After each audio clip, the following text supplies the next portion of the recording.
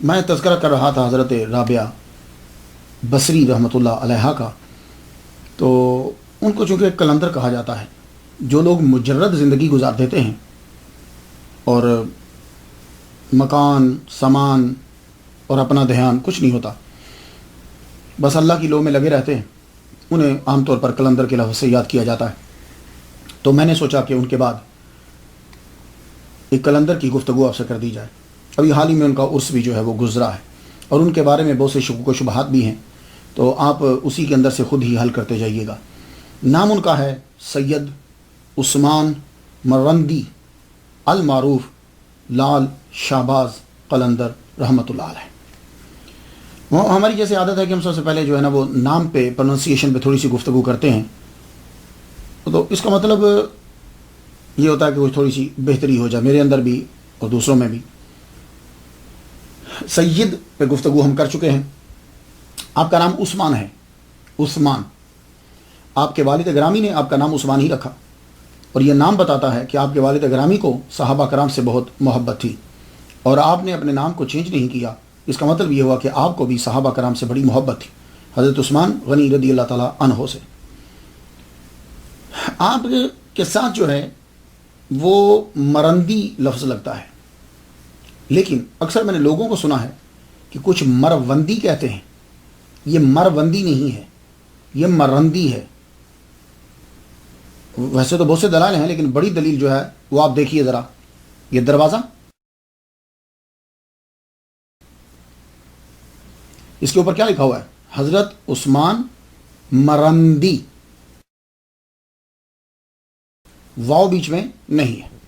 یہ اصل میں 3 لفظ ہیں، مرندی اور مروندی اور میوندی۔ یہ میوند بھی شہر ہے، مرند بھی شہر ہے، مروند بھی شہر ہے۔ لیکن یہ جو مرند ہے جہاں سے آپ تعلق رکھتے ہیں، اور پھر ایک اور بات ہے کہ را کے اوپر شد نہیں، یہ جو شہر کا جو نام ہے یہ صرف مرند ہے، میم را نون ساکن دال ساکن، مرند۔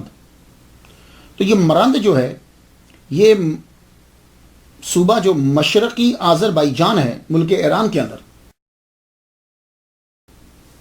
مشرقی آذربائیجان ایران ملک ایران کے اندر، یہ اس کا شہر ہے مرند۔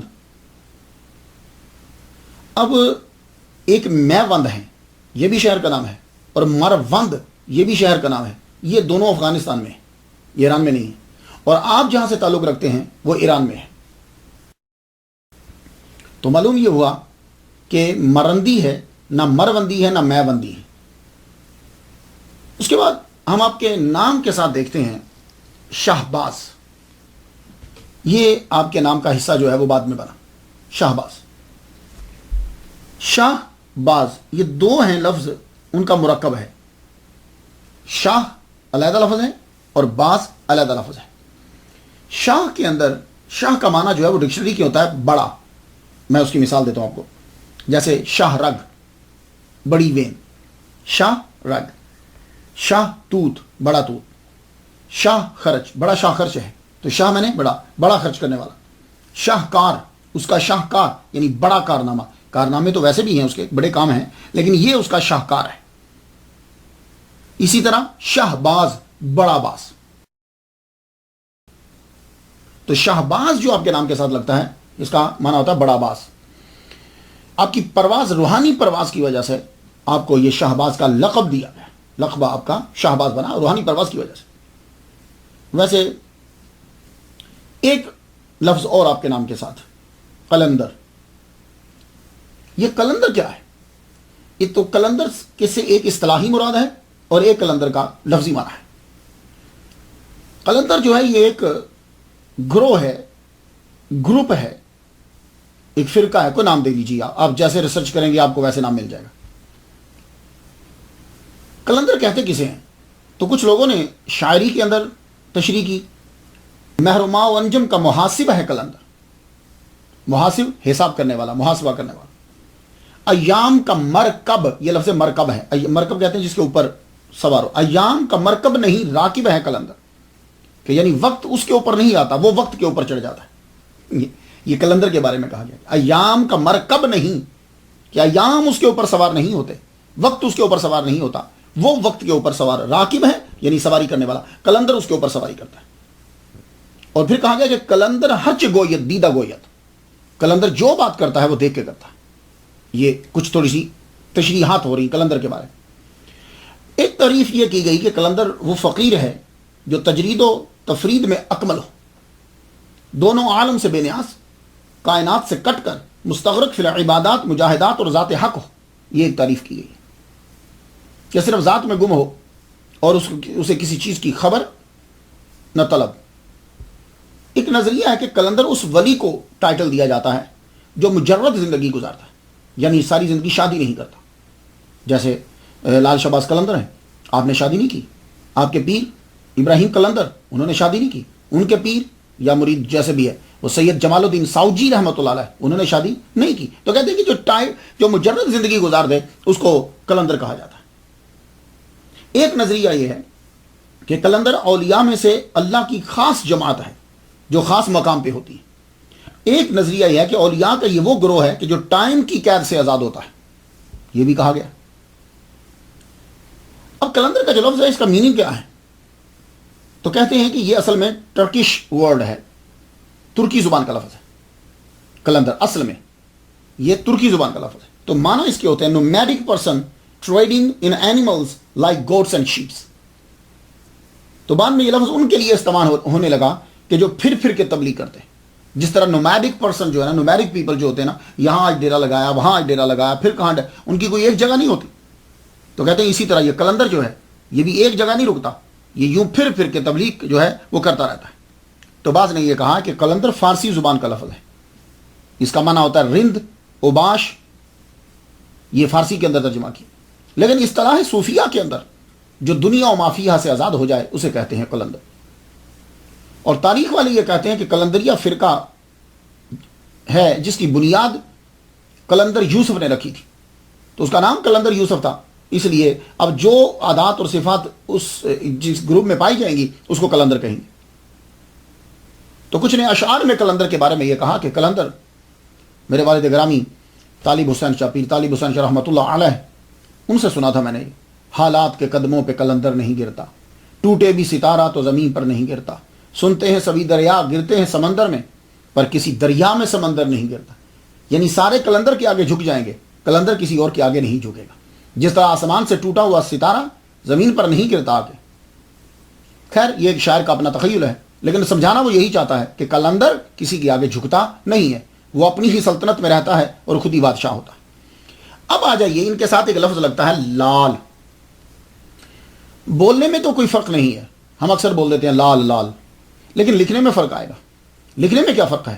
ایک ہوتا ہے لال، لام عین لام، اسے لال کہتے ہیں، اور ایک ہوتا ہے لال، لام الف لام۔ تو جب بولیں گے تو اکثر ہم ایک سا بول چلتے ہیں، لیکن جب لکھیں گے تو لکھنے میں فرق ہو جائے۔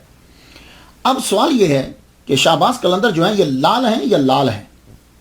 تو دونوں ہیں، اور دونوں ویسے زیادہ تر لکھا لال بھی اور لال دونوں جاتا ہے۔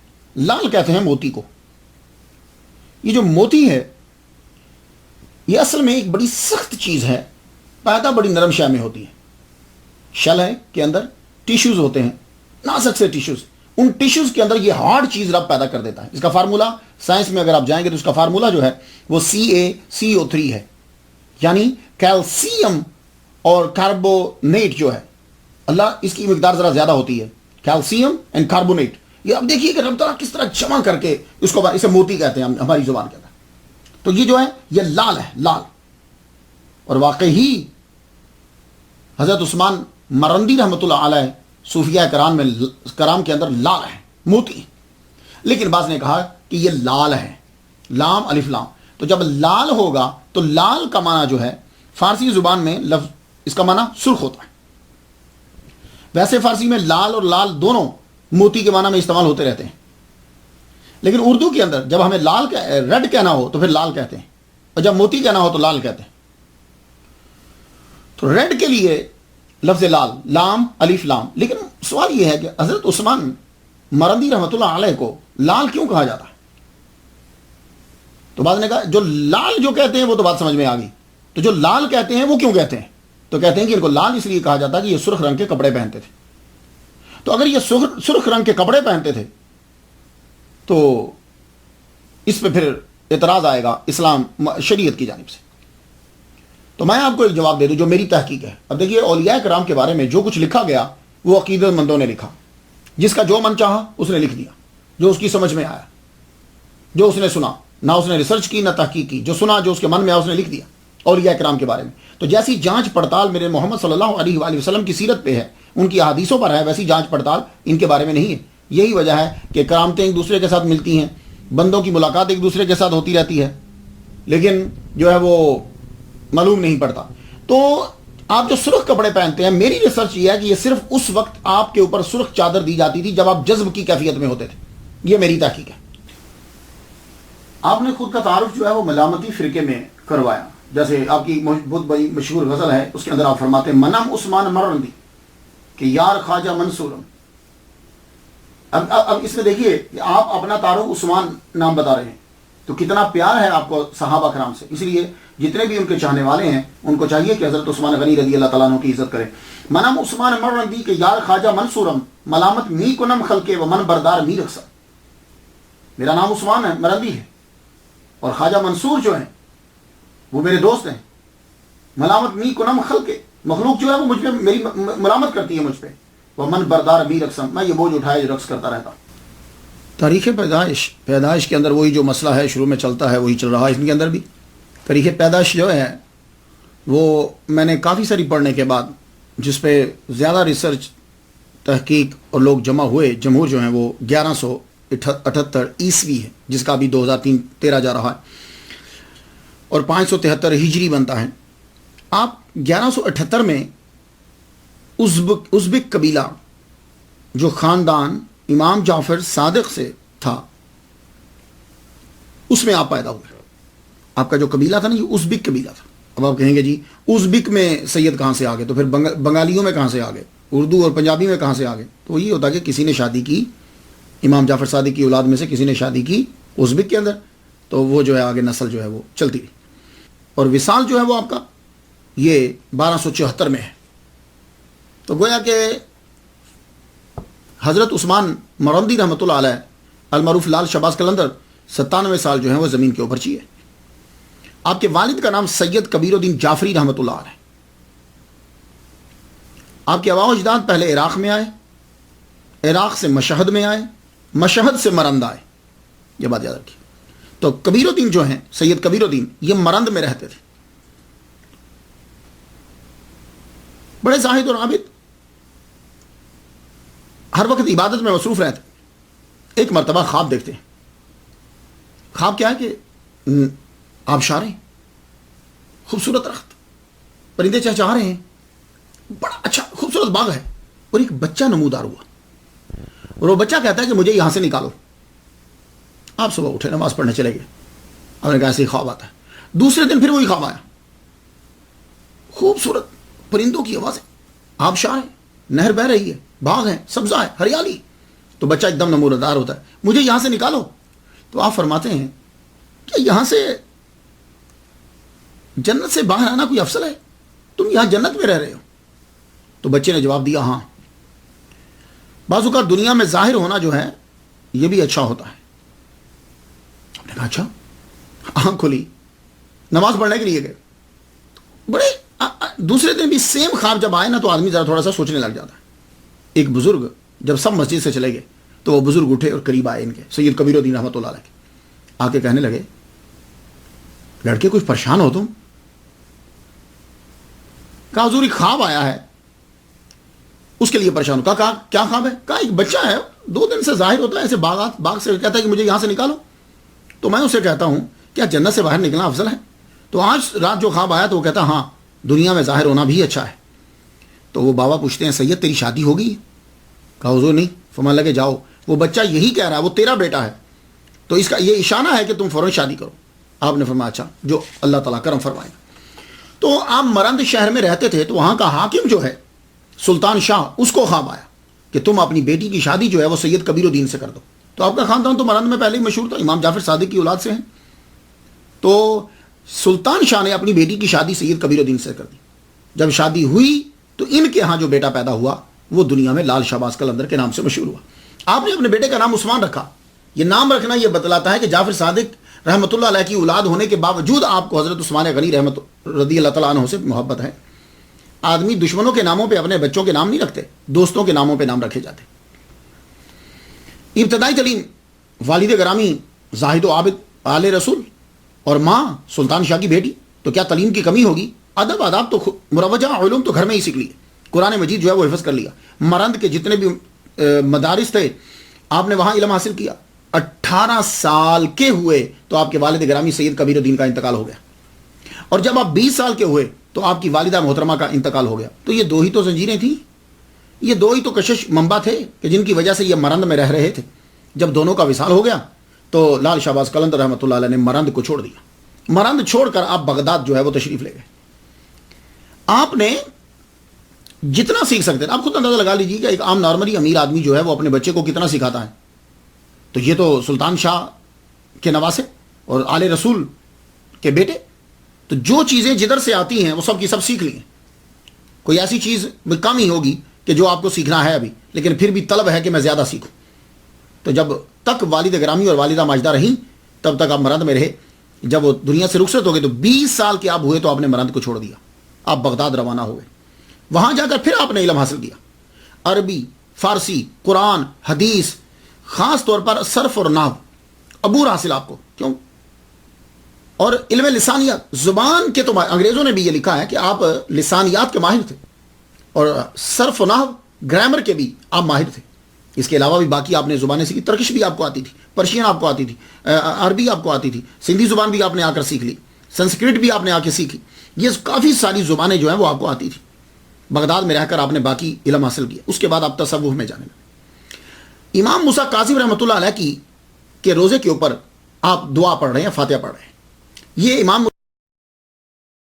موسیٰ کاظم رحمۃ اللہ کا مزار معلوم ہے کہ کاظمیہ, اس شہر کا نام ہی کاظمیہ پڑ گیا ہے.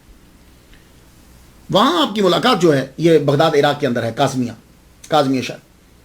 وہاں آپ کی ملاقات جو ہے وہ بابا ابراہیم قلندر مجرد کربلائی رحمۃ اللہ علیہ کے ساتھ ہوئی. آپ جب وہاں امام موسیٰ کاظم رحمۃ اللہ علیہ کے دربار پر فاتحہ پڑھ رہے ہیں تو بابا خود آئے اور قریب آ کر کہتے ہیں, تم سید ہو؟ آپ نے فرمایا, مسکرا پڑے. تو بابا خود ہی کہتے ہیں سید, تجھ سے ملاقات کے لیے مجھے بڑا انتظار کرنا پڑا ہے. فاتحہ پڑھ اور جلدی میرے ساتھ چل, بہت وقت کم ہے اور تجھے ساری چیزیں سونپنی ہیں. اب جب آدمی جب کسی سے ملتا ہے نا تو کچھ باتیں ایسی ہوتی ہیں کہ جو اس میں کشش پیدا کر دیتی ہیں. وہ آدمی کا دل اس کی جانب کھینچا چلا جاتا ہے اور اسے محسوس ہوتا ہے کہ یہ کوئی چیز ہے. وہ آدمی کا دل بتاتا ہے. اب ایک آدمی خود آ کے کہہ رہا ہے کہ سید تیرا میں انتظار کر رہا ہوں, تو وہ حیران ہو گئے کہ میرا نام یہ کیسے جانتے ہیں. یہ تھے بابا ابراہیم مجرد کربلائی رحمۃ اللہ علیہ. یہ زیادہ تر امام حسین رضی اللہ تعالیٰ عنہ کے مزار پر ہی رہتے تھے, اور امام حسین رضی اللہ تعالیٰ عنہ سے ان کو اتنا شدت سے انہیں پیار تھا, اتنا شدید پیار تھا کہ بعض اوقات امام حسین رضی اللہ تعالیٰ عنہ کے روزہ انور سے ان کی باتوں کے جواب آتے تھے. اس لیے ان کو کربلائی کہا جاتا ہے. اور انہی یہی ابراہیم ہیں, یہ بابا ابراہیم مجرد کربلائی جو ہیں, یہ ان کا کربلا کے اندر مزار ہے. تو کہنے لگے, سید جلدی چل, ٹائم بڑا کم ہے اور تمہیں میں نے ساری جو امانتیں ہیں وہ تمہیں سونپنا ہے. تو وہاں سے پھر امام موسیٰ کاظم رحمۃ اللہ علیہ کے مزار سے بابا ابراہیم مجرد کے ساتھ لال شہباز قلندر رحمۃ اللہ روانہ ہوئے. کربلا میں پہنچے امام حسین رضی اللہ تعالیٰ عنہ کے مزار کے قریب. وہیں بابا مجرد قلندر کربلائی کی وہیں ان کا خیمہ جھونپڑی جو بھی تھا وہیں تھا. آپ پہنچے وہاں اور بیمار ہو چکے, آخری لمحات ہیں, شاید ان کو بلانے کے لیے وہاں بھیجا گیا تھا. آپ فرمان لگے, آؤ بیٹا. بیعت کیا. بیعت کرنے کے بعد چند روز رکھ کے باطنی جو چیزیں تھیں وہ دی. دینے کے بعد کہنے لگے یہ خرقہ ہے. خرقہ عطا فرما دیا. وہ جبہ دیا جاتا ہے جب خلافت دیتے ہیں, اور یہ مولا علی شیر خدا کے پاس جبے تھے, اور یہ جبے جو ہیں وہ اپنے خلافاء کو دیتے تھے. پھر آگے ان کے جو خلافاء تھے انہوں نے وہ آگے یہ جبے جو ہیں وہ تقسیم کرتے رہے. اس کا مطلب یہ نہیں ہے کہ ایک ہی جبہ تھا, یہ بات یاد رکھیے. ایک مولوی کے پاس کتنے جبے ہوتے ہیں, ایک پیر کے پاس کتنے جبے ہوتے ہیں, تو وہ سارے جو ہیں وہ خرقے عطا کرتا ہے. اس کے یہ ذہن میں مت رکھیے گا وہ ان کے پاس خرقہ تھا تو ان کے پاس کہاں سے آ گیا, ان کے پاس خرقہ تھا تو ان کے پاس کہاں سے آ گیا. تو بھائی ان کے ماننے والوں کا پہنا ہوا خرقہ بھی گویا کہ وہی برکت رکھتا ہے. تو ایک خرقہ عطا فرمایا. وہ اس کلندری سلسلے کے اندر چلا آ رہا. اس کے بعد آپ نے گلو بند دیا. وہ پتھر ہے. یہ گلو بند کیا ہے؟ آج بھی اگر آپ جائیں لال شہباز قلندر پہ آپ وہ گلو بند نظر آئے گا. اس کا اب نام گلو بند پڑ گیا, یعنی نیکلس. پہلے یہ نہیں تھا. کیا تھا اس گلو بند میں؟ ہے کیا اس کی ہسٹری کیا ہے؟ وہ اصل میں بابا ابراہیم مجرد رحمۃ اللہ علیہ نے لال شہباز قلندر رحمۃ اللہ کو حضرت زین العابدین رضی اللہ تعالیٰ عنہ کا پتھر عطا فرمایا. یہ گلو بند کے اندر 3 پتھر ہیں. وہ امام زین العابدین رحمۃ اللہ علیہ کے پاس 2 پتھر تھے جو بابا مجرد تک پہنچے, یا ان کے خاندان سے یہاں تک پہنچے. کچھ بھی ہو, لیکن لال شہباز قلندر کے پاس وہ 3 تھے. پہلا یہ پتھر تھا جب یزیدیوں نے امام حسین رضی اللہ تعالیٰ عنہ کو شہید کر دیا تو زین العابدین رضی اللہ تعالیٰ عنہ کو علیہ السلام کو قیدی بنا کر لے جانے لگے تو انہوں نے ایک پتھر کو گھڑ کے ان کے گلے میں ڈال دیا اور ہاتھ باندھ دیے. پتھر جب گلے میں ہوتا ہے تو آدمی کا منہ جو ہے وہ نیچے رہتا ہے. ویسے تو لکڑی بھی ڈالتے ہیں لیکن لکڑی سے ذرا اوپر رہتا ہے, پتھر سے جھکا رہتا ہے. تو وہ پتھر حضرت زین العابدین کے گلے میں ڈال دیا, اور جب وہ آزاد ہوئے تو وہ پتھر حضرت زین العابدین نے واپس نہیں کیا, وہ ساتھ لے گئے. تو یہ جو توق بنا کر ڈالا گیا تھا سزا کے طور پر, یہ تھا یہ پتھر.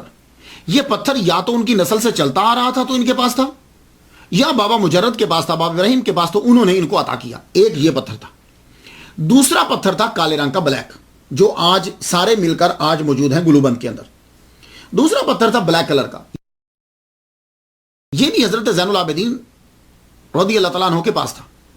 جب یزیدیوں نے حملہ کیا تھا خانہ کعبہ کے اوپر تو اس کی دیوار کے پتھر ٹوٹے تھے, تو کالے رنگ کا پتھر جو ہے وہ حضرت زین العابدین نے ایک محفوظ کر لیا تھا برکت کے لیے. تو وہ پتھر آپ کی نسل میں چلتا آیا. تو وہ پتھر بھی حضرت لال شہباز قلندر رحمۃ اللہ کے پاس تھا. 2 پتھر ہو گئے. باقی کچھ پتھر آپ کے پاس اپنے تھے جو کلندری سلسلہ میں بھی ہوتے ہیں. کلندر گلے میں پتھر رکھتے ہیں یا تو وہ کلندر کی رسم کو پورا کرنے کے لیے, اور بڑی ریزن یہ ہوتی ہے کہ کلندری فرقہ کے اندر وہ پتھر گلے میں ڈالا جاتا ہے تاکہ نظر جو ہے وہ جھکی رہے, نظر جھکی رہے. اور کہتے یہ ہے کلندری سلسلہ کے اندر کہ یہ پتھر جو ہے جسم پہ, روح پہ, توجہ دیجیے گا, جسم پہ, روح پہ, خودی پہ, تکبر پہ ان پتھروں کے ساتھ کنٹرول کیا جاتا ہے. یہ اس فرقے کے اندر ایک رسم ہے. تو یہ 3 پتھر جو ہیں, کالا پتھر وہ بھی حضرت زین العابدین کا لیکن خانہ کعبہ کا, دوسرا پتھر جو حضرت زین العابدین کے گلے میں ڈالا گیا تھا وہ, اور تیسرے کچھ آپ کے پتھر. یہ بعد میں تینوں پتھر ملا کر کیا کیا کہ ان کو چاندی کے ایک کور کے اندر رکھ دیا گیا. ذرا دیکھیے. تو اب کیا ہے کہ اب یہ گلو بند لٹکا ہوا ہے. ایک دفعہ کسی پٹھان نے کوشش کی تھی اس کو توڑنے کی تو تب ان کو سمیٹ کے اندر بند کر دیا. اب یہ ہے کہ اوپر سے پانی ڈالتے ہیں, نیچے سے وہ پانی جو ہے وہ یا تو یوں لے لیا جاتا ہے یا باٹل میں ڈال دیا جاتا ہے. میں جب گیا تھا تو مجھے بھی پانی پینا جو ہے وہاں سے نصیب ہوا. تو اسے شفا کا پتھر بھی کہتے ہیں کیونکہ اس کے اندر خانہ کعبہ کا پتھر بھی ہے, حضرت زین العابدین کے جو گلے میں ڈالا گیا وہ پتھر بھی ہے, اور اب بابا لال شہباز قلندر رحمۃ اللہ علیہ کے جو پتھر ہیں وہ بھی پتھر ہے. تو یہ ہے گلو بند. تو یہ بھی آپ نے ان کو عطا کیا. اب کوئی بھی اس میں سے پتھر دیا ہو, لیکن اب کی جو صورتحال ہے وہ میں نے آپ کو بتا دی کہ 3 قسم کے پتھر آپ کے پاس تھے. بابا ابراہیم جب ساری چیزیں دے چکے جو ان کے پاس تھے تو آپ نے فرمایا بیٹے اجل کا فرشتہ جو ہے وہ پہنچ گیا ہے, دروازے تک اندر بس داخل ہونے والا ہے, دروازے تک تقریباً پہنچ چکا ہے. تو اب بیٹے میری آخری وصیت یہ ہے کہ ان چیزوں کو سنبھال کے رکھنا. ہم نے بھی زندگی مجرد گزاری ہے, کلندری سلسلے کے اندر زندگی یہی ہوتی ہے. میرا مرید یا پیر, اب اس میں اختلاف ہے, پیر ہو سکتے ہیں اگر ان کے پاس بھیج رہے ہیں, مرید بھی ہو سکتے ہیں. تو میرے پیر نے بھی ایسے ہی زندگی گزاری. تو کلندروں کے اندر مجرد زندگی جو ہے وہ گزاری جاتی ہے. اب میں دنیا سے جا رہا ہوں, میری تجہیز و تکفین کے بعد تم سید جمال الدین ساوجی تم ان کے پاس چلے جانا, وہ تمہاری تکمیل کریں گے. تو لال شہباز قلندر رحمۃ اللہ علیہ نے اپنے پیر کی خود تجہیز و تکفین کی, وہیں کربلا کے احاطے کے اندر ہی آپ کو دفنایا. اس کے بعد پھر آپ وہاں سے روانہ ہوئے تو سید جمال الدین ساوجی مجرد قلندر رحمۃ اللہ علیہ کی تلاش میں نکلے. یہ کون ہیں؟ میں ذرا ہسٹری ان کی بتاتا جاؤں. یہ بہت بڑے علامہ تھے, بہت بڑے مفتی, چلتی پھرتی لائبریری. مصر کے علماء کوئی مسئلہ ان کو پھنس جاتا, مشکل پیش آتی تو ان سے پوچھ لیتے, جہاں کہیں رستے میں ملتے. کھڑی چلتی پھرتی لائبریری تھے, کھڑے بنا کتاب دیکھے بتا دیا کرتے تھے. لیکن ایک دن نہ جانے کیا ہوا کہ آپ نے تمام چیزیں چھوڑ دی, کتابیں چھوڑ دی, مدرسہ چھوڑ دیا, قبرستان میں جا کے ڈیرا لگا لیا, قبرستان میں بیٹھ کے اور یوں ٹکی لگا کے دیکھ رہے ہیں. آنکھ جھپکتے نہیں ہیں, آنکھ بند نہیں ہو رہی, منہ کھل نہیں رہا, آنکھیں کھلی ہیں, منہ بند ہے. ایک عجیب کیفیت آ رہی. علماء آئے, آپ کے پاس آتے رہے, بیٹھے, رہے لیکن آپ نے دھیان جو ہے وہ کسی کی طرف نہ دیں. تو لوگوں نے پھر بہت اعتراضات کیے، بڑے الزامات لگائے، بڑی چیزیں کی، لیکن آپ نے جو ہے وہ دھیان نہیں دیا. آخر کار وہاں سے آپ روانہ ہو گئے. تو یہ سید جمال الدین ساوجی پھر وہاں سے منتقل ہو گئے، دمیاط چلے گئے. اس کے بہت سارے پروننسیشن ہیں لیکن سب سے جو آسان ہے وہ میں آپ کو بتا رہا ہوں، دمیاط. یہ دمیاط جو ہے یہ شہر ہے، قاہرہ سے 200 کلومیٹر نارتھ کی طرف ہے. یہ دریائے نیل کے کنارے پر ہے، بہت مشہور بندرگاہ ہے. دمیاط کا فرنیچر پوری دنیا میں مشہور ہے. تو اب تو بندرگاہ بھی بڑی مشہور ہو گئی ہے جب سے وہ نہر نکال دی ہے بیچ کے اندر. تو یہاں ایک اور مشہور چیز یہ ہے، حضرت عمر بن العاص رضی اللہ تعالیٰ عنہ کی مسجد ہے. یہاں پہنچے لال شہباز قلندر. تو سید جمال الدین ساوجی جو بعد میں شاہ جی ہو گئے، ساوجی رحمۃ اللہ علیہ، مفتی مصر علامہ مجرد قلندر، ان کے پاس رہ کر آپ نے کافی وقت جو ہے وہ گزارا. پھر آپ نے ان کو اجازت دی، کہا اب آپ چلے جائیے، آپ کی تکمیل ہو چکی ہے. وہاں سے آپ روانہ ہوئے. مصر سے اب آپ چلتے ہیں. تو مصر سے جب آپ چلے تو سب سے پہلے آپ حج کرنے کے لیے روانہ ہوئے. مکہ مکرمہ، مدینہ منورہ، اب وہاں پہنچے. یہ بڑا ضروری ہوتا ہے. سیاحت کی ابتدا وہیں سے ہو تو بڑا بہتر ہوتا ہے. آپ وہاں سے مکہ مکرمہ روانہ ہوئے، حج کیا، وہاں سے لوگوں سے ملے، فیض لیا. اس کے بعد بغداد میں آئے. پھر واپس حج کرنے کے بعد بغداد میں آپ نے مولا علی شیر خدا رضی اللہ تعالیٰ عنہ کے دربار پہ حاضری دی. اس کے بعد 72 کلومیٹر دور کربلا معلیٰ میں پھر آئے واپس. امام حسین رضی اللہ تعالیٰ عنہ کی، امام اعظم رحمۃ اللہ علیہ کی قبر پہ حاضری دی. حضرت ابوالقادر گیلانی رحمۃ اللہ علیہ کی قبر پر حاضری دی. فاتحہ پڑھتے جاتے، اپنے حصے کا فیض لیتے جاتے. اب وہاں بغداد سے آپ چل پڑے. تو جو راؤٹ تھا اس دور میں، اور بھی جگہیں آپ پھرتے رہے. ملتان، مکران، یہ کوس جو ہے سمند کنارے مکران تک آپ پہلے پہنچے.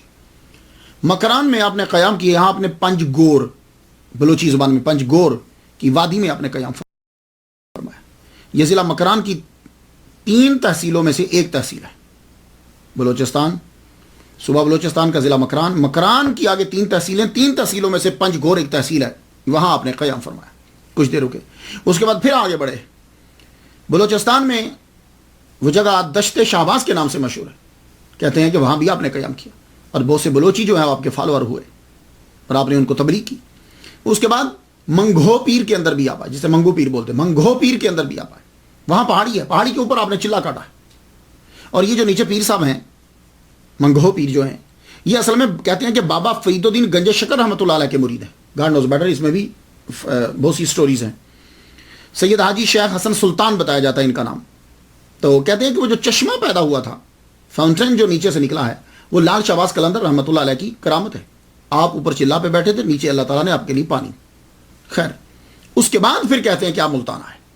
ملتان میں جب آئے تو ملتان اس دور میں ہند سندھ کا جو ہے وہ بغداد کہلواتا تھا. یہاں کے لوگ بھی اور یہاں کے حکمران بھی علم کے اور صاحب علم کے قدردان ہوتے تھے. بہاؤالدین زکریا ملتانی رحمۃ اللہ علیہ تب آپ کا توتی بولتا تھا، مرکز تھا یہ. تو جس وقت لال شہباز قلندر رحمۃ اللہ علیہ ملتان میں تشریف لائے ہیں تو تب ناصر الدین قباچہ کی حکومت تھی. اس کا دور حکومت 1203 عیسوی سے لے کے 1228 عیسوی تک ہے. یہاں آپ کی ملاقات حضرت بہاؤالدین زکریا ملتانی رحمۃ اللہ علیہ سے ہوئی. اکثر لوگ کہتے ہیں کہ بہاؤالدین زکریا ملتانی رحمۃ اللہ کے یہ مرید ہے لال شہباز قلندر. یہی وجہ ہے کہ سہراوردی جو ہیں ان تمام کا یہ دعویٰ ہے کہ لال شہباز قلندر سہراوردی ہیں. لیکن تحقیق کریں اور حقیقت یہی ہے کہ بہاؤالدین زکریا ملتانی رحمۃ اللہ سے آپ کی دوستی تھی، اور دوستی بہت گہری تھی. اور اس گہری دوستی اور سنگت کی وجہ سے لوگوں نے یہ کہہ دیا کہ آپ ان کے جو ہیں وہ مرید ہیں، جبکہ آپ ان کے مرید نہیں ہیں. آپ کی دوستی بابا فرید الدین گنج شکر رحمۃ اللہ علیہ سے، آپ کی دوستی بہاؤالدین ملتانی زکریا ملتانی رحمۃ اللہ علیہ سے. اور یہ دوستی جو ہے بہاؤالدین زکریا ملتانی رحمۃ اللہ علیہ 1170 عیسوی میں پیدا ہوئے اور وصال آپ کا 1267 عیسوی میں ہے. لال شہباز قلندر سے 7 سال بڑے ہیں اور ان کے وصال سے 7 سال پہلے ہی یہ وصال پا گئے تھے. تو ملتان میں جب آپ نے قیام کیا، اس کے بعد سیہون میں شریف میں، سیون شریف جسے ہم بول دیتے ہیں، سے اس میں ہاں آتی ہے لیکن ہاں بولنے میں نہیں بولتے کیونکہ مشکل لگتی ہے. سیون شریف، سیہون میں آپ جب پہنچتے ہیں اس کے بعد بھی کئی بار آپ بہاؤالدین زکریا ملتانی رحمۃ اللہ کو ملنے کے لیے ملتان آئے. اتنی دوستی آپ کی مضبوط تھی. بابا فرید الدین گنج شکر رحمۃ اللہ علیہ سے بھی آپ کی لال شہباز قلندر رحمۃ اللہ کی ملاقات ہے. یہ اور ملتان میں بھی ہوتی رہی اور سیاحت کے دوران بھی ہوئی، کیونکہ یہ لوگ چلوں کے لیے، تبلیغ کے لیے اور بہت سے مقامات پر یہ اکٹھے بیٹھا کرتے تھے۔ بابا فرید الدین گنج شکر رحمۃ اللہ علیہ کی پیدائش جو ہے 1173 عیسوی میں اور وصال آپ کا 1266 عیسوی میں ہوا۔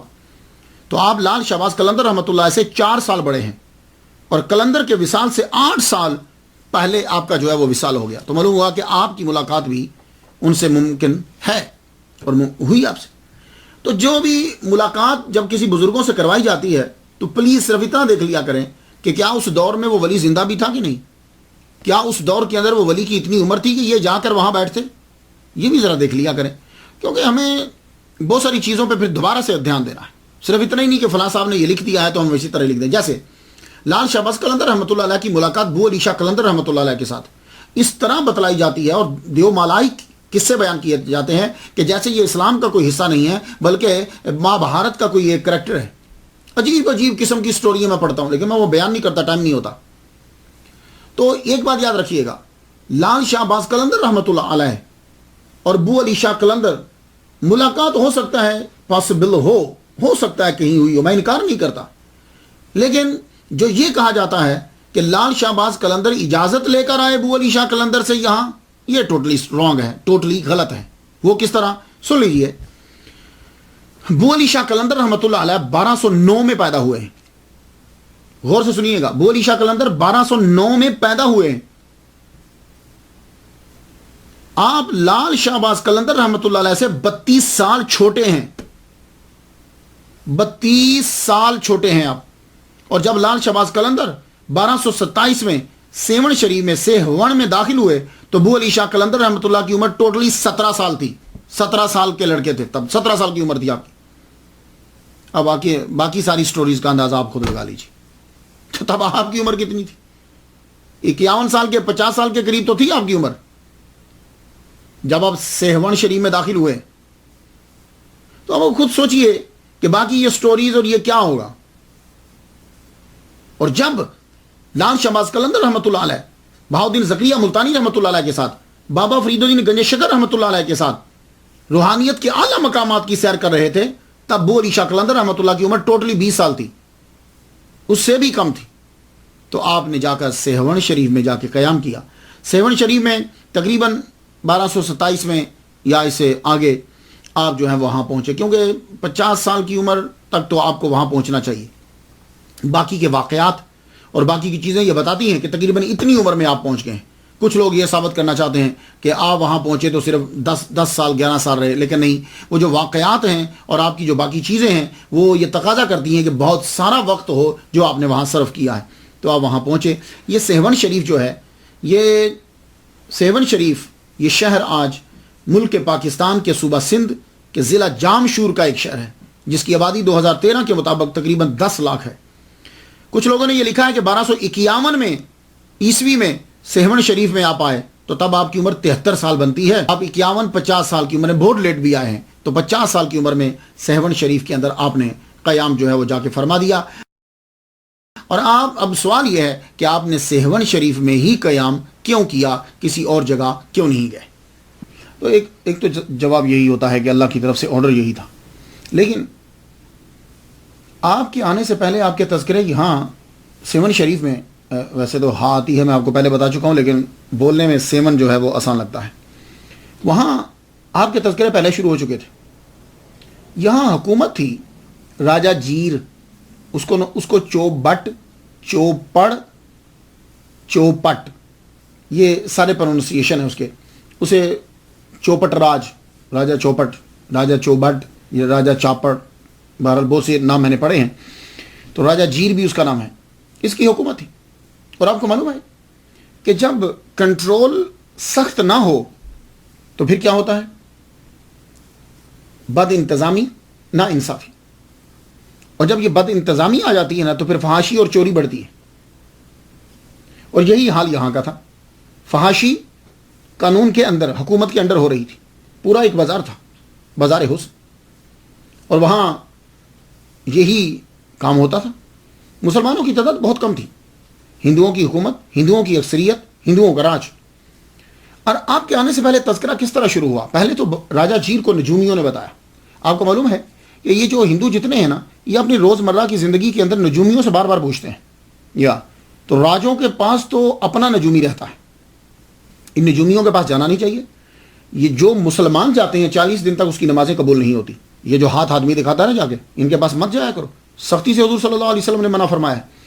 لیکن یہ آج کل کیا کریں کہ مسلمان سارے، ابھی دیکھیے ابھی پاکستان کے بارے میں جو ٹاپ کا نجومی ہے، اس نے جو بتایا تھا سب کچھ اس کے الٹ ہوا. تو پتہ چلا کہ یہ لوگ سچے نہیں ہوتے، ان کو غلطی ہو جاتی ہے. اس کے نزدیک جو اب موجودہ وزیر اعظم بنا ہے، اس نے وزیر اعظم بننا ہی نہیں تھا. میری بات آپ سمجھ رہے ہیں؟ لیکن وہ وزیر اعظم بن گیا. تو معلوم یہ ہوا. تو یہ جو بڑے بڑے راجا اور بادشاہ ہوتے تھے نا پرانے، یہ نجومیوں کو پاس رکھتے تھے. اور جو ہندوؤں کے اندر آج آپ دیکھ لیجیے، شادی کرنی ہو، کام کرنا ہو، کچھ بھی کرنا ہو، نجومیوں کے پاس ضرور جاتے ہیں. تو راجہ جیر کے اپنے نجومی تھے. نجومیوں نے اسے بتا دیا تھا کہ دیکھو بھائی، تیری سلطنت کے اندر ایک ملیچ آئے گا. ملیچ ان کی زبان کے اندر مسافر کو کہتے ہیں، اجنبی کو، جو یہاں کا باسی نہیں ہوتا، لوکل نہیں ہوتا اس کو. لیکن آہستہ آہستہ یہی لفظ ملیچ اپنے معنی بدل گیا اور اس کا معنی ہو گیا پلید آدمی. اب وہ مسلمانوں کو ملیچ کہتے ہیں، جبکہ پرانی زبان کے اندر ملیچ جو ہوتا تھا، اس کا معنی ہوتا تھا وہ کہ جو باہر سے اندر آتا ہے، مسافر. تو اس نے بتایا کہ ایک ملیچ مسلمان آئے گا تو وہ یہاں آ کر بسے گا.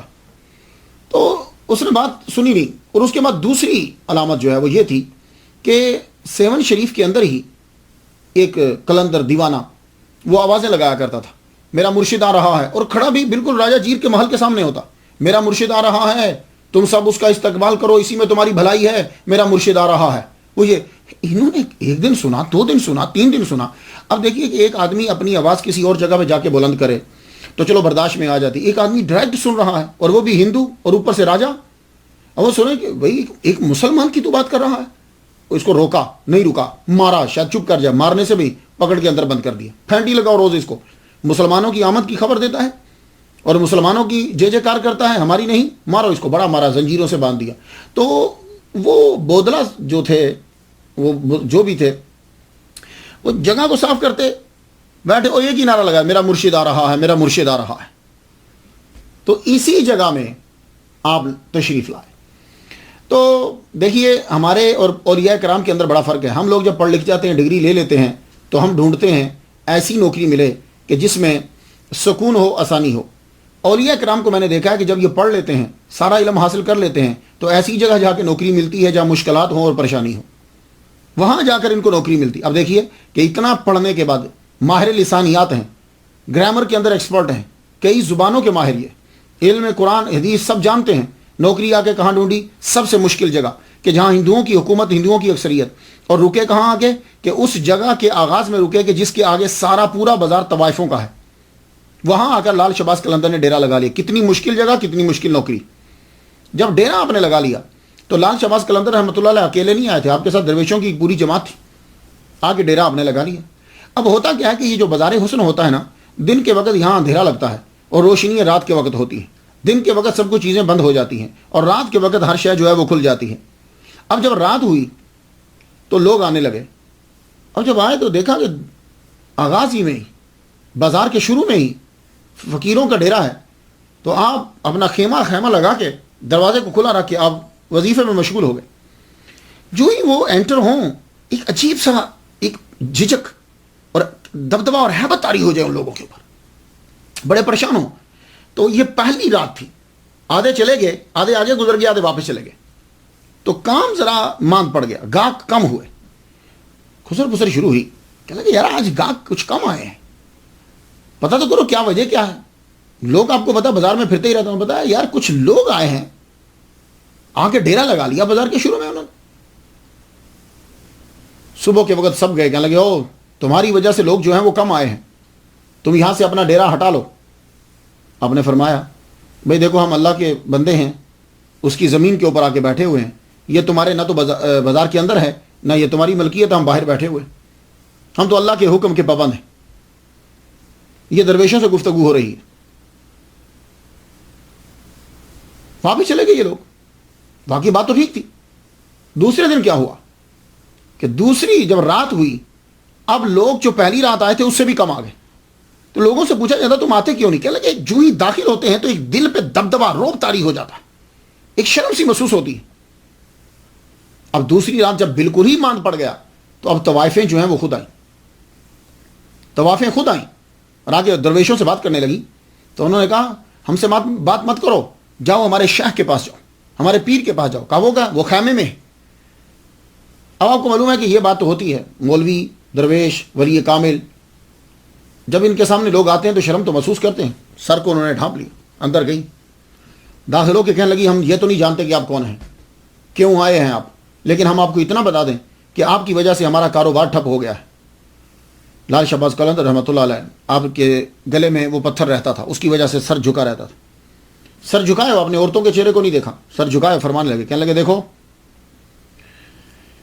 ہم تمہیں کچھ نہیں کہہ رہے، نہ بندوں کو کچھ کہا ہے، اور اگر تم گناہوں کی تجارت کرنا چاہتی ہو تو تمہاری مرضی. آپ نے ایک ایسا جملہ بولا، شاید سمجھ جاتی پر سمجھ نہ پائی، واپس چلی گئی. واپس گئی. اب دن بدن لوگوں کی تعداد کم ہونے لگی. یہ طوائفوں کا پورا گروہ جو ہے راجا جیر کے پاس چلا گیا. اس کے بعد جب پہنچی یہ عورتیں کہنے لگیں یہ حکومت تمہاری، عوام اکثریت ہندوؤں کی، اور ایک مریچ جو مسلمان ہے وہ تمہاری سلطنت میں آ کے اس کی وجہ سے سارا کاروبار ٹھپ ہے، اور ہماری وجہ سے تمہیں جو ہے وہ ٹیکس بھی ملتا ہے، ہم زیادہ دیتے ہیں تمہیں، تو تم ہماری رکشا کرو، ہماری حفاظت کرو. راجا جی نے فوراً سے سپاہی بھیج دیے، جاؤ جلدی سے جاؤ، یہ درویش جتنے بیٹھے ہیں بازار کے شروع میں سب کو اٹھا دو، پہلے نرمی سے بات کرنا، اگر نہ مانے تو جبرن وہاں سے مار کے ان کو نکال دو. اب سپاہی کا ایک جتھا، ایک گروپ آ گیا. آتے ساری درویشوں کو کہنے لگے اٹھو یہاں سے، کہاں بیٹھے ہوئے تم، یہ تمہاری جگہ نہیں ہے. تو درویش جو ہیں وہ اکڑ کے بولے سنو، ہم تمہارے حکم کے پابند نہیں ہیں، ہم اپنے شیخ کے حکم کے پابند ہیں، اپنے قلندر کے حکم کے پابند ہیں. کہا کون ہے تمہارا قلندر؟ کہا وہ خیمے میں. اب وہ سپاہیوں کا جو بڑا تھا وہ آگے بڑھ کے جب وہ خیمے میں داخل ہوا، پیچھے اس کے 3-4 اور داخل ہوئے. اب جب آپ اسی وقت وہاں یوں جلوہ فرما ہے بیٹھے ہوئے، وہ بات کرنا چاہتا ہے، زبان نہیں کھل رہی، پاؤں بڑھانا چاہتا ہے، قدم وہاں جم گئے، جیسے کہ زمین سے کسی نے اس کے پاؤں کو پکڑ لیا ہے. لال شہباز قلندر اپنا پڑھتے جا رہے ہیں، وہ بولنا چاہتا ہے لیکن زبان نہیں ہل رہی، ایسے جیسے کسی نے طاقت کو سلب کر لیا ہے. اور جب واپس مڑنے لگے تو طاقت بحال ہو گئی. ایک دم سے تمام سپاہیوں کے اندر روب اور دبدبا بیٹھ گیا. واپس جا کے راجا جیر سے کہنے لگے راجا ہم تمہیں کچھ بتا نہیں سکتے، ہماری زبانیں وہاں جا کے بند ہو جاتی ہیں، پاؤں ہمارے جو ہیں وہ جکڑے جاتے ہیں، ہم کچھ نہیں کر سکتے. یہ ایک ایسی بات تھی کہ جس سے راجا کے دربار کے اندر بھی جو ہے وہ دبدبا ہوا. راجا نے نجومیوں کو بلا لی، کہنے لگا یار یہ کیا ہے مسئلہ، آئے دن ہم کمزور سے کمزور پڑتے جا رہے ہیں، یہ کیا ہے؟ تو نجومیوں نے وہی جملہ یاد دلایا، کہا ہم نے آپ سے کہا تھا کہ ایک ملیچ آئے گا، یعنی ملیچ آپ کو معلوم ہے ان کی زبان کے اندر سنسکرت کے اندر کہتے ہیں جو مسافر ہوتا ہے، کہ وہ آئے گا مسلمان اور یہاں رہے گا، اور یہ وہی ہے، یہ آ گیا ہے. اب تم اس کو کسی طریقے سے زیر نہیں کر سکتے راجا، یہ بات سن لو.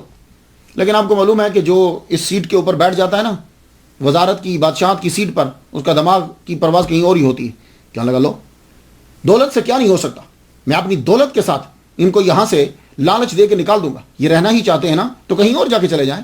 اپنے وزیر سے کہا ادھر آؤ، یہ ساری دولت جو ہے، یہ ہیرے جواہرات، یہ سونا، یہ چاندی، یہ لے کے جاؤ، تھال میں ڈالو، اور یہ پوری بھری ہوئی تھال جا کے شیخ کو دے دو، قلندر کو، اور اسے کہو کہ یہ دولت لے لو، اور یہ لینے کے بعد جاؤ کہیں اور جا کے زمین مول لے لو، اس سے تم بہت سی زمین خرید سکتے ہو، بلکہ گاؤں خرید سکتے ہو، یہ جگہ چھوڑ کے چلے جاؤ. تو لالچ سے بھی چلے جائیں تو بھی جیت ہے، کسی کو کیا پتہ چلے کہ کیا کیا تھا.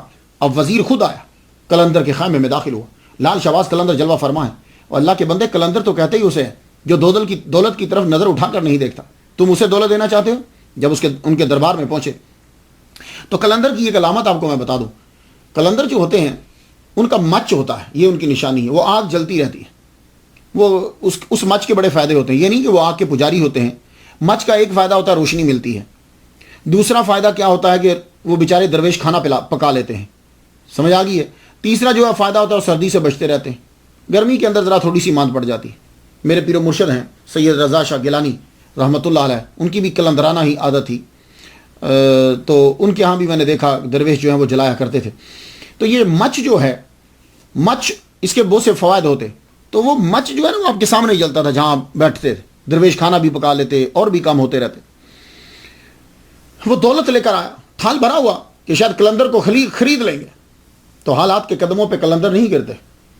تو جب لایا کہنے لگا جی یہ راجا نے بھیجا ہے، آپ یہ دولت لیجئے، اور یہ جگہ کو چھوڑیے اور چلے جائیے یہاں سے. آپ نے وہ تشت پکڑ کے نا دولت پوری پکڑ کے جلتے ہوئے مچ کے اندر پھینک دی. اور مچ کلندر کے بعد شاید مچ بجھے, جب کلندر بیٹھا ہو پھر مچ جو ہے وہ آگ جو ہے وہ جلتی ہے پھر خوب. جب اس کے اندر پھینک دیا, یہ وزیر کی بے عزتی تھی, راجا کی بھی بے عزتی تھی. آگ کے اندر پھینک دینا اس بات کی علامت ہے کہ ہم تیرے ہیرے جواہرات کو ہم کچھ نہیں سمجھتے, جاؤ. اور آپ نے فرمایا وزیر سن, تم لوگوں نے اب ہمیں لالچ دیا ہے, ایک بات یاد رکھنا, یہاں سے ہم نہیں جائیں گے, تم جاؤ گے. یہ راجا سے کہہ دو تم جاؤ گے اور تمہارا اقتدار جائے گا, ہم یہاں سے نہیں جائیں گے. اور جاتے ہوئے ایک اور بات سن لو, میرے اس مرید کو عشاء تک آزاد کر دو. عشاء تک, سورج ڈوبنے کے بعد ہماری نماز ہوتی ہے عشاء, عشاء تک اسے آزاد کر دو. اگر تم نے آزاد نہ کیا تو راجے سے بول دو کہ میں آزاد کروا لوں گا, اور جاؤ چلے جاؤ. تو سیختا ہو کر وہاں سے چلا گیا. ان کی جرت حکومت ہماری ہو اور یہ ہمیں یوں کہیں کہ قیدی ہمارا چھوڑ دو. واپس جا کے راجا جیر کو ساری باتیں بتائی. راجا تیری دولت کو انہوں نے پھینک دیا آگ کے اندر. دوسری بات, اس نے یہ کہا ہے کہ میرے مرید کو چھوڑ دو جو تم نے قید کر رکھا ہے. اب وقت آ گیا ہے کہ تم اسے چھوڑ دو, نہیں تو میں عشاء کے وقت میں خود چھڑا لوں گا. راجا نے کہا اچھا دیکھتے ہیں کیسے چھڑاتا ہے, دروازے اچھی طریقے سے بند کر دو, ہم دیکھتے ہیں کہ آپ کیسے چھڑائیں گے. عصر, مغرب, عشاء کا وقت ہوا. لال شہباز قلندر رحمۃ اللہ علیہ نے نماز پڑھائی, نماز پڑھی. نماز پڑھنے کے بعد آپ نے وہ جیل جس طرف تھی وہ بالکل محل کے قریب تھی, جیل کی جانب آپ نے منہ کیا. جب آپ نے جیل کی جانب منہ کیا تو آپ فرمانے لگے, بلند آواز سے کہنے لگے, او بودلا کہاں ہو تم, آؤ تمہیں دیکھنے کو آنکھیں ترس گئی ہیں. میں اتنا جملہ ہی کہا, ایک دم سے بودلا اٹھے, میرا مرشد آ گیا, میرا مرشد, پھر وہی میرا مرشد آ گیا, میرا مرشد آ گیا. آواز ان کے کانوں میں پڑی, زنجیریں ایک دم سے کھل گئی, زنجیریں خود بہت کھل گئی, زنجیریں کھلی, میرا مرشد آ گیا, میرا مرشد آ گیا. یوں توڑے تو دروازہ کھل گیا. جب مین گیٹ پہ پہنچے تو وہاں ذرا رکاوٹ تھی, دیوار میں شک ہوا, دیوار کراس کر کے نکل گئے, کیونکہ بندے تو مین گیٹ پہ تھے.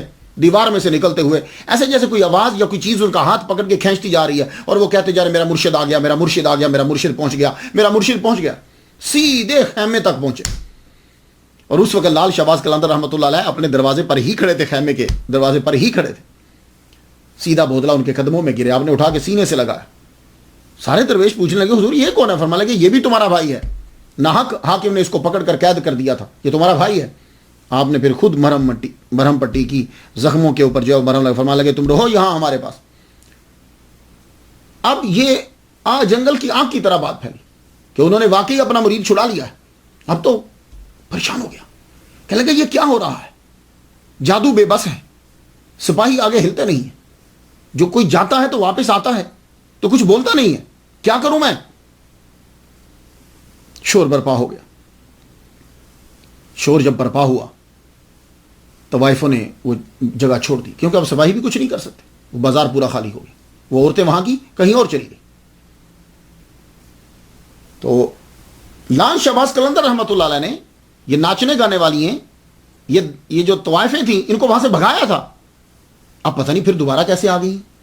تو اب اگر کوئی آدمی یہ اعتراض کرے جی وہاں دھمال ہوتا ہے, وہاں ناچ گانا ہوتا ہے, اور اللہ کے بندو ان کی ہسٹری تو پڑھ لو, انہوں نے ان کو مار بھگایا تھا, یہ پھر سے واپس کیسے آ گئی. تو اگر آئی ہیں تو صاحب مزار کا اس کے اندر کوئی جو ہے وہ عمل دخل نہیں ہے. تو اگر تم کہو جی کہ اتنی طاقت ہو مزار والے میں تو وہ ان کو ہٹاتا کیوں نہیں ہے, تو یہی سوال تو پھر اللہ پہ بھی ہوگا. بھائی اللہ نے روکا ہوا ہے نا, فحاشی کرنے سے منع کیا نا, چوری کرنے سے منع کیا ہے نا, تو پھر تو یہی اعتراض اللہ پہ ہوگا. جب اللہ سب کو منع کر رہا ہے تو دبئی میں کیا ہو رہا ہے, تو پھر تو اللہ پہ بھی اعتراض ہوگا کہ اللہ پھر کیوں نہیں روکتا. یہ کوئی ایسا اعتراض کیا کرو کہ جو کسی کی سمجھ میں آ جائے.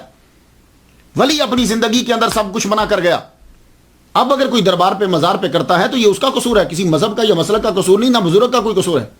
تو آپ نے وہاں سے ناچنے گانے والیاں اور یہ سب طوائفوں کو بھگا دیا, اور بلکہ آرڈر دے دیا. آپ نے فرمایا کہ سب مکان مسمار کر دو. جب مکان مسمار کرنے لگے تو ذمہ دار آ گیا جس کی وہ زمین تھی, کہنے لگا بابا تو میرے مکان مسمار نہیں کر سکتا, یہ ہماری ملکیت ہے. آپ نے فرمایا دیکھو یہ خدا تعالیٰ کی زمین ہے, جگہ پلیت ہو گئی تھی, میں نے اپنے درویشوں کو حکم دیا ہے کہ جگہ کو پاک کر دو. یہاں کے رہنے والے چلے گئے, یہ مکان گرانے ہیں تاکہ جگہ پاک ہو جائے. وہ ذمہ دار طوائفوں کی سائڈ لے رہا تھا کہ مکان برقرار رہیں اور میں ان کو واپس لاؤں اور مجھے کرایہ ملے. آپ نے فرمایا یہ جگہ پاک کرنا ہے, ہمیں پاک کرنے کا حکم ہوا ہے. وہ آدمی گالیاں دینے لگ گیا. وہ زمیندار جو مالک تھا گھوڑے پہ بیٹھا ہوا اور گالیاں دینے لگا. جب وہ گالیاں دے رہا ہے تو حضرت لال شہباز قلندر رحمۃ اللہ علیہ نے اپنا عصا جو ڈنڈا تھا وہ ہلکا سا اس کو لگا دیا. جب لگایا ایک دم وہ چیخنے لگ گیا, چیخا, دھڑام سے نیچے گرا, یہ منکا اس کا ٹوٹا اور مر گیا. جب وہ مرا تو آپ نے اپنے درویشوں سے فرمایا ہندو ہے, گڑھا کھود کے اس کا دفنا دو, اس کو گڑھا کھود کے دفنا دو. گڑھا کھود کے دفنا دیا. اب سب کے سب ڈرے ہوئے, جو زمیندار کے ساتھ لوگ آئے تھے وہ بھی ہاتھ نہیں لگا پا رہے, بول نہیں کہ کیا کریں. ایک دم سے وہ چیختا ہوا مر گیا ہے, آپ نے ڈال دیا. یہ بات جب ہوئی اب راجا خود آ گئے. زمیندار کی ٹھیک ٹھاک حیثیت تھی وہاں سے منشری میں. راجا کو جب معلوم ہوا تو سپاہیوں کو لے کے ساتھ آیا, تجھے گرفتار کرنا ہے. فرمایا جرم کیا میرا؟ کہا تم نے ایک زمیندار کو مارا ہے, کیونکہ ہندوؤں نے شور برپا کر دیا, ہمارا بندہ مار دیا مسلمانوں نے, ہندو مسلم فساد ہو گیا, لڑائی شروع ہو گئی. ان کی جرت کی یہ ہمارے بندے کو مارے, اتنے امیر زمیندار کو. بابا کے سامنے راجا کھڑا کہنے لگا تم نے ایک زمیندار کو مارا ہے, یہ تمہارا جرم ہے اور ہم گرفتار کرنے آئے ہیں. اپنے فرمان لگے میں نے کسی بندے کو نہیں مارا, اصل میں ہوا یہ کہ کتا بھونک رہا تھا اور جب وہ کاٹنے کے لیے دوڑا تو ہم نے کاٹنے کے لیے جھپٹا تو ہم نے مار دیا. کہنے لگا کتا؟ سارے بندے کہہ رہے ہیں کہ زمیندار نے, آپ نے زمیندار کو ڈنڈا مارا ہے. آپ نے فرمایا نہیں, کتا مارا ہے, وہ کاٹنے کے لیے دوڑا تھا, اب تم ہی بتاؤ. سب لوگوں نے کہا نہیں نہیں جی وہاں گھڑے میں بندے کو دفنا. آپ نے فرمایا دیکھ لو, اگر بندہ ہوا تو مجھے پکڑ کے لے جانا. راجا کی حالت عجیب ہو گئی. آگے بڑھے, سپاہیوں کو حکم دیا کہ زمین کو کھودو, کیونکہ واقعہ تو بالکل ابھی تازہ ہی ہے. زمین کو کھودا گیا تو اندر زمیندار نہیں تھا, کتا تھا. راجا بھی حیران, سب چپ, کہیں تو کیا کہیں. لال شہباز قلندر نے فرمایا کتا تھا, بھونک رہا تھا. واپس چلے گئے, واپس بیٹھے, پوری سلطنت کا نظام بند ہے, صرف ایک ہی سوچ رہے ہیں کہ لال شہباز قلندر کو, اس بابے کو, قلندر کو کیسے نکالیں. جادوگروں کو پھر بلایا گیا. جادوگروں کو جب بلایا گیا اب سب جمع ہو گئے, پورے لوگ, وزارا, عمارا, بڑے بڑے کرتا دھرتا سب جمع ہیں اور جادوگر بھی بیٹھے ہیں. اب سوچ رہے ہیں کہ کیا کیا جائے کہ یہ یہاں سے نکل جائے یا اس کے اوپر اثر کیا جائے. نہ تو جادو کا اثر ہو رہا, نہ سپاہیوں کا طاقت کا اثر ہو رہا, کیا کیا جائے. تو جادوگر ایک بولا, کہنے لگا راجا ایک چیز تجھے میں بتاتا ہوں, اگر وہ ہو جائے تو ہمارے جادو کا اثر ہو جائے گا. تو یہ سب لوگ جتنے سماعت کر رہے ہو یہ سن لو, ہم چھوٹی سی بھی نیکی کریں نا تو جادو کا اثر زائل ہو جاتا ہے, یہ بات یاد رکھنا. یہ ہم مسلسل برائیاں کرتے رہتے ہیں تو دوسروں کا اثر ہمارے اوپر ہو جاتا ہے. اس لیے پلیز ایک تو باوضو رہا کرو, اور دوسرا نماز 5 ٹائم کی پڑھتے رہا کرو, تیسرا کلمہ پڑھتے رہا کرو, تم پر اثر نہیں ہوگا. یہ جب تم نیکیاں چھوڑ دیتے ہو, برائیاں کرتے ہو, تو پھر چیزوں کا اثر ہونے لگ جاتا ہے. تو اب اس جادوگر نے کھڑے ہو کے کہا اگر ایک کام ہو جائے تو میرے جادو کا اثر ہو جائے گا, یہ مر جائے گا, تمہاری جان چھوٹ جائے گی. اس نے کہا کیا؟ کیا کسی طرح حرام گوشت جو ہے وہ ان کو کھلا دو. راجا نے کہا اچھا یہ میرے ذمہ. فوراً آرڈر دیا گیا کہ حرام گوشت پکایا جائے. آپ جانتے ہیں حرام گوشت کیا ہوتا ہے, پورک. وہ پکوایا گیا. وہ پکوا کے بڑے اور بھی کھانے پکائے گئے اور ان میں تھوڑا تھوڑا شامل کر دیا گیا. شامل کر کے ایک بہت دسترخوان سجایا گیا. سجا کر آپ لال شہباز قلندر رحمۃ اللہ علیہ کے خیمے کی جانب بھیجا گیا, اور بھیجا بھی دوسرے بندوں کو تاکہ پتہ نہ چلے, یہ سمجھے کہ شاید کوئی عام آدمی درویشوں کے لیے کھانا لے کر آیا. وہ تھال جب بھیجا گیا, تھال جب بھیجا, لال شہباز قلندر رحمۃ اللہ علیہ کے خیمے کے اندر وہ بندہ داخل ہوا. کہنے لگا حضور آپ کے لیے کھانا لائے ہیں, درویشوں کے لیے. آپ نے فرمایا اچھا. آپ کھڑے ہوئے, کھڑے ہو کے آپ نے یوں اوپر سے کپڑا ہٹایا. جب آپ نے کپڑا ہٹایا تو کپڑا ہٹا کے کھانے کو دیکھا آپ نے, تو گوشت کو دیکھتے ہی آپ کا رنگ تبدیل ہو گیا. اور اگر آپ میرے پیچھے کے 36 لیکچر سن لیں تو کئی لیکچرز کے اندر آپ کو پتا چلے گا کہ بزرگوں کو پتا چل جاتا ہے یہ گوشت چوری کا ہے, یہ کس کا ہے, غصے سے پکایا گیا ہے یا محبت سے پکایا گیا, یہ ان کو معلوم ہو جاتا. جیسے نقش بند سلسلے کے اندر ان کو پتا چل جاتا تھا کہ یہ پکانے والے نے غصے سے, اگر اس نے زور سے چمچا بھی مارا ہوتا تھا تو بہاؤدین نقش بند رحمۃ اللہ علیہ کو پتا چل جاتا تھا. ہاں آپ یہ چیزوں جب آپ پڑھیں گے تو آپ کو ڈیٹیل سے پتا چل جائے گا. ایک دم سے کپڑا ہٹایا, آپ کو پتا چل گیا گوشت حرام ہے. اس وقت رنگ آپ کا بدل گیا. فرمان لگے بس اب خط. یوں برتن پکڑے آپ نے, الٹ دیے, اور جب آپ نے برتنوں کو الٹا تو جتنی کمینہ وہاں بیٹھی تھی, بندے بیٹھے تھے, محل پورا گرا. راجا جیر سمیت ساری کے سارے مر گئے. جب سب کے سب مر گئے, شیون شریف خالی ہو گیا. سب کے سب وہاں مر گئے. تو آپ اب ہر وقت ہر طرف لال شہباز, لال شہباز, لال شہباز. آپ نے وہاں مدرسہ قائم کیا.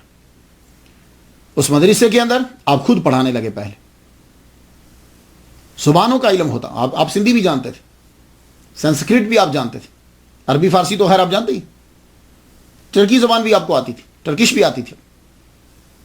آپ نے وہاں پڑھانا شروع کیا قرآن حدیث فقہ علم، اور وہاں کے مدرسوں کے لیے اور قرآن اور حدیث پڑھنے سے پہلے صرف اور نحو پڑھنا بہت ضروری ہوتا ہے، ورنہ قرآن کا ترجمہ سمجھ میں نہیں آئے گا. تو آپ نے خود لکھ کر دیا بچوں کو کہ یہ قوانین ہیں صرف کے اور یہ قوانین ہیں نحو کے. وہ قوانین آپ نے لکھ کر دیے، اور آپ نے تقریباً 4 کتابیں لکھی ہیں. عقد کے اوپر بھی آپ کی کتاب ہے، صرف پہ بھی آپ کی کتاب ہے. یہ کتابیں صرف صغیر ہے، یہ بھی کتاب میزان الصرف بھی کہتے ہیں. یہ چیزیں جو ہیں وہ آپ کتابیں آپ نے لکھی، اور مدرسے کے اندر لوگ جو ہیں وہ پڑھنے لگے. آج تک اگر نام زندہ ہے نا تو صرف 1-2 بندہ پیروکار نہیں ہوتا کہ جس کی وجہ سے نا، پھر یہ سمجھ جاؤ کہ وہ زبان، ہر زبان کے اوپر اس کا نام ہے. تو لال شہباز قلندر رحمۃ اللہ اب پڑھانا شروع کر دی. خود بھی چکر لگاتے، تبلیغ کرتے، لوگ اسلام قبول کرتے، لیکن زبردستی نہیں ہے. ہندو بھی آتے، سکھ بھی آتے، مسلمان بھی آتے، سب آتے اور لوگ اسلام بھی قبول کرتے. سب سے زیادہ آپ سے محبت جو وہاں کی، وہ ایک قبیلہ ہے ہندوؤں کا. ہندو بھی آج بھی ہندو آتے ہیں. ان میں سے جو ہندو ہے کانوگو کو پروننسیشن جو بھی ہے، تو یہ جو لوگ ہیں یہ آپ سے بڑی محبت کرتے تھے. ان کی بیوی ہیں، ان کی عورتیں آپ سے بڑی عقیدت رکھتی تھی.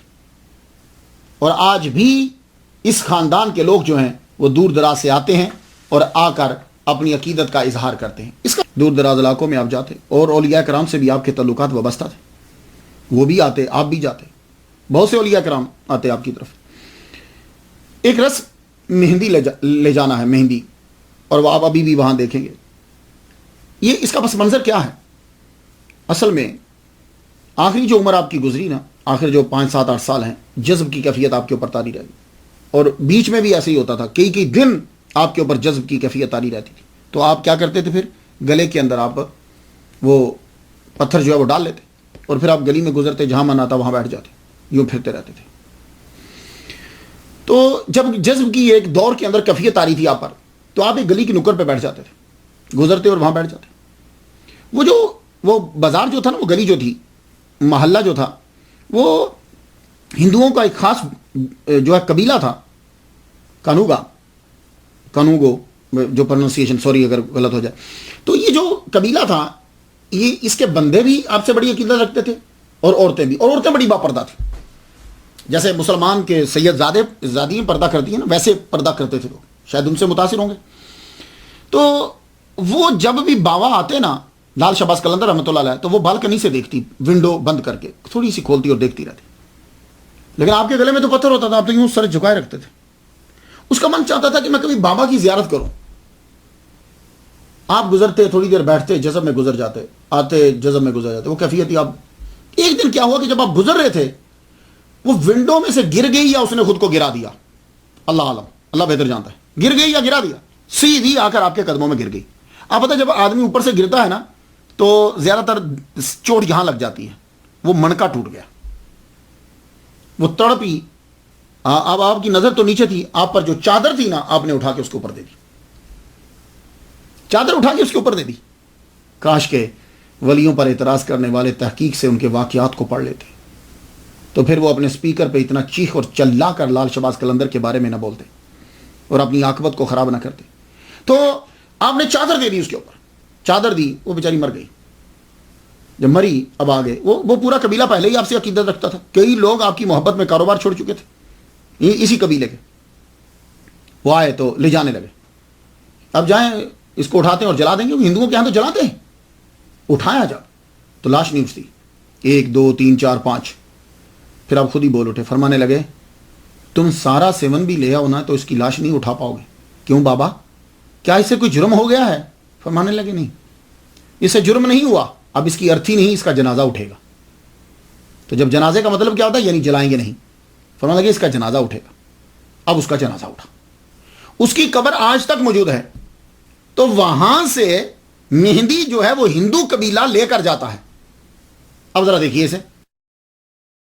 تو یہ جو قبیلہ لے کر جاتا ہے، اس کے اندر جو ہے اب ہندو عورتیں شامل ہوتی ہیں. آج جب یہ بازار سے گزرتا ہے، پولیس اس کی حفاظت میں ہوتی ہے. اس کے ساتھ ساتھ اب پھر دوسرے لوگ بھی شامل ہو جاتے ہیں. جب وہ دوسرے شامل ہوتے ہیں تو یہ دھمال ڈالتے ہیں.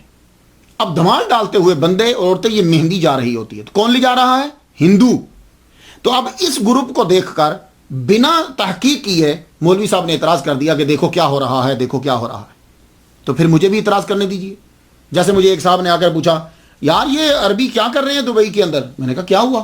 کہنے لگے یار بڑے بڑے عربی بیٹھے ہوئے پیسے لٹا رہے ہوتے ہیں. بھائی میں نے کہا میں نے تو نہیں دیکھا کہ تو جو کہہ رہا ہے، کہتا گانے بجانا ہوتا ہے، اتنا کچھ ہوتا ہے، یہ کیا ہو رہا ہے؟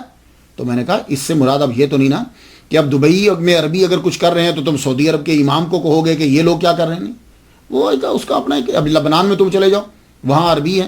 تم اگر عربیوں کو دیکھو، یا اگر کوئی آدمی کسی داڑھی والے مولوی کو پشاور میں چرس بیچتے ہوئے دیکھے تو وہ کہ جی وہ فلاں فرقے کے آدمی جو ہیں وہ دیکھو وہاں چل. میں نے کہا نہیں، ایک عام آدمی اگر کوئی کام کر رہا ہے خواہ وہ کسی فرقے سے تعلق بھی رکھتا ہے تو اس عام آدمی کے عمل کی بنیاد پر فرقہ جھوٹا نہیں ہو سکتا.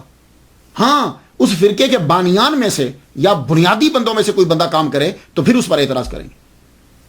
تو یہ دھمال ڈالنا اور یہ مہندی لے جانا اور یہ عورتوں کا دھمال ڈالنا، عورتوں کا جانا، یہ وہ ہیں ہندو، اور وہ اسپیشلی طور پر جاتا ہے. آپ جائیے جا کے کلپ دیکھ، یہ دیکھیے اور وہاں جا کے دیکھ لیجیے. لیکن اب کیا ہوا کہ مولوی صاحب نے یہاں بیٹھ کر اعتراض کر دیا اور لوگوں نے ان کلپوں کو چھاپ دیا. تو اب اگر کسی کے پاس پیسے آ جائیں اور وہ دبئی کے عربیوں کے کلپ چھاپ کر سعودی عرب کے لوگوں پر اعتراض کر دے تو ایسی بات نہیں ہے. اسلام کی تبلیغ کرو، جماعت کی تبلیغ مت کرو. تو عرس کے موقع پر یہ مہندی جو ہے یہ یہاں سے پھر یہ عورت کی قبر سے پھر وہاں کی طرف جاتی ہے. تو راستے میں دوسرے لوگ بھی شامل ہو جاتے ہیں اور راستے میں پڑھتے جاتے ہیں، پھر دھمال ڈالتے ہیں او لال میری پت رکھیو بلا. یہ 500 سالہ پرانا جو ہے یہ کلام ہے. اور اس کو یہ دھمال جو ہے کہ اب دھمال جو ہے، دھمال پہ بھی بڑا اعتراض ہوتا ہے. آپ اصل میں چکر کیا ہے کہ پاکستانی جتنے لوگ ہیں نا ان کا نالج باہر کے بارے میں بہت کم ہے. میں تو ملکوں میں پھرا ہوں، یہ دبئی میں، سعودی عرب میں، عمان میں، یہ ان ملکوں میں قطر میں، دوحہ، ان میں گیا ہوں. یہ سب لوگ ناچتے ہیں. ایون کہ جب سعودی عرب جو ہے، سعودی عرب سب سے بڑا مذہبی ملک ہے نا، تو آپ دیکھیے گا کہ جس دن ان کا نیشنل ڈے ہوتا ہے نا اس دن سارے ناچ رہے ہوتے ہیں، سب ناچتے ہیں. تو دمالی تو ہوا وہ بھی. ابھی حال ہی میں دیکھیے کہ جو لوگ شام کے اندر مسلمانوں کو قتل کر رہے ہیں اس مولوی کے گھر میں ناچ ہو رہا ہے، وہ بھی تو دمالی ہے نا. بندے کریں یا جو بھی کریں تو دمالی کی ایک قسم ہے. تو اگر دمال پاکستان میں ہو تو حرام ہے، سعودی عرب کے ریاض میں ہو تو وہ جائز ہو جائے گا؟ نہیں. دیکھیے پلیز ایسا مت کیجئے. تو یہ دمال جو ہے یہ عربیوں کے اندر بھی ہے، ادھر طریقہ ڈیفرنٹ ہوتا ہے، وہ بھی ڈال دیں. تو یہ دمال ڈال رہے ہیں. لیکن اب یہ اعتراض کرنا کہ جی یہ بریلوی ہے اور ناؤز باللہ غلط لفظ بولنا، حاشا وکلا، ایسا نہیں ہے. لال شہباز قلندر رحمۃ اللہ علیہ کے مزار کے اوپر جو انتظام و انصرام ہے وہ اہل تشیع کا ہے. آپ وہاں دیکھ لیجئے تمام علم نشانات سارے اہل تشیع کے ہیں، بریلویوں کا وہاں کچھ نہیں. ہاں اگر آپ کسی کو دیکھیں پگڑی پہنی ہوئی ہے، لمبی داڑھی ہے اور وہ کسی مدرسے کا بہت بڑا مفتی ہے اور وہ وہاں کوئی ایسا غیر شرعی کام کر رہا ہے، پھر اعتراض کیجئے. عوام کی چیزیں. اب آپ کو کیا معلوم کہ وہاں لال شہباز قلندر پر جو غیر شرعی عمل کر رہا ہے وہ کس ہندو ہی ہو؟ کیونکہ وہاں ہندو بھی جاتے ہیں، سکھ بھی جاتے ہیں، لوکل بندے بھی جاتے ہیں، اہل تشیع بھی جاتے ہیں، سنی بھی جاتے ہیں، سب جاتے ہیں. تو پھر وہ جو کام کر رہا ہے وہ کون ہے؟ آپ کو کیا بتا؟ آپ نے بتایا تو نہیں کہ اس کا مسئلہ کیا ہے. آپ نے کہا جی یہ لال شہباز قلندر کے مزار پہ یہ ہو رہا ہے. تو وہاں سب اقسام کے آدمی جاتے ہیں، وہاں ہندو بھی جاتے ہیں، سکھ بھی جاتے ہیں، لوکل لوگ بھی جاتے ہیں، جو گاؤں سے آتے ہیں وہ بھی جاتے ہیں، جاہل ہیں وہ بھی جاتے ہیں، جو پڑھے لکھے کچھ ہیں وہ بھی جاتے ہیں. اور ہر ایک اپنی رسومات ادا کر رہا ہے. ہندو اپنی رسم ادا کر رہا ہے، اہل تشیع اپنی رسمیں ادا کر رہے ہیں، سنی کا ایک فاتحہ پڑھنے کا طریقہ ہے وہ اپنا کرتا ہے، اور جو لوگ جاہل ہیں، جو کچھ لوگ وہاں جا کر نشہ بھی کرتے ہیں، وہ اپنا کام کر رہے ہیں. تو وہاں ایک بندہ رسم ادا نہیں کر رہا سب. اس لیے پلیز خدا کے لیے لوگوں کو کسی فرقے کے خلاف اس طرح مت ابھارو، ان کو حقیقت بتلاؤ. اب وہاں انتظام و انصرام سب اہل تشیع کا. آپ دیکھ لیجئے بڑے بڑے علم لگے ہوئے ہیں، ہر جگہ انہی کی چیزیں پڑی ہوئی، انتظام و انصرام ان کے پاس. تو لال شہباز قلندر وہاں یہ ہندوؤں کا یہ خاندان کانوگو، اس کے افراد آج بھی دور دراز سے آتے ہیں لال شہباز قلندر کے دربار پر. یہ لوگ اور یہ سب لوگ جاتے ہیں. تو اگر کوئی ایسا کام ہو رہا ہو تو پوچھو تمہارا مذہب کیا ہے؟ تو کسی مدرسے کا مفتی ہے؟ تو نے 3000 کتابیں لکھی ہیں؟ اگر وہ کہ ہاں تو پھر اعتراض کیجیے. مثلا اگر وہ بیچارہ اہم آدمی کسی گاؤں سے آیا کوئی کام کر رہا ہے تو اب اعتراض اس پہ نہیں ہو سکتا. ایک اور رسم ہوتی ہے وہاں دیا جلانے کی. یہ دیا جلانے کی کیا رسم ہے؟ لال شہباز قلندر رحمۃ اللہ علیہ جب 7 شریف میں پہنچے تو وہاں ایک چٹھا عمرانی، یہ بھی راجہ خاندان سے تھا، اس نے اسلام کے بارے میں سنا تو پھر یہ عرب امارات کے اندر پھرا. عرب ممالک میں جب گیا وہاں جا کر اس نے اسلام اور مسلمانوں کو دیکھا. دیکھنے کے بعد اس نے اسلام قبول کیا. پھر یہ حج کرنے کے لیے چلا گیا. حج کرنے گیا، وہاں اللہ تعالیٰ نے اس کو روحانیت عطا فرمائی. حج کرنے کے بعد واپس یہ 7 شریف میں آیا. جب آیا تو یہاں آ کر اس کو راجا اور اس کے خاندان کے لوگوں نے بڑا تنگ کیا، اس کی بددعا، اس کی آبرو پر حملہ کرنا چاہا، اس کی بددعا سے خاندان تو تباہ ہو گیا، یہ بچا۔ اب اس کی کرامت یہ تھی کہ اللہ تعالیٰ جب عزت دینا چاہتا ہے کوئی ریزن دے دیتا ہے، کوئی سبب پیدا کر دیتا ہے، کہ اس کے خیمے میں جو دیا جلتا تھا وہ پانی سے جلتا تھا، پانی ڈال دیتا تھا، وہ دیا جو ہے وہ جلتا رہتا تھا، پانی سے جلتا تھا۔ جب لال شہباز قلندر تشریف لائے تو آپ نے اس کو بلایا، جب وہ خیمے میں آیا، بلکہ یہ کہتے ہیں کہ خود ہی وہ آیا استقبال کرنے، آپ نے بھی اس کا استقبال کیا، اسے ملے، خیمے کے اندر بڑی دیر تک گفتگو ہوتی رہی۔ جب وہ جانے لگے تو آپ نے فرمایا اب اپنے دیے کو بجھا دو۔ کہا حضور دیا بجھا دوں گا تو اندھیرا ہو جائے گا۔ فرمانے لگے نہیں، یہ پانی کا دیا بجھا دو، تیل کا دیا جلنا چاہیے۔ کہا حضور تو تیل کہاں سے آئے گا؟ فرمانے لگے تیرا دیا ہمارے تیل سے جلے گا۔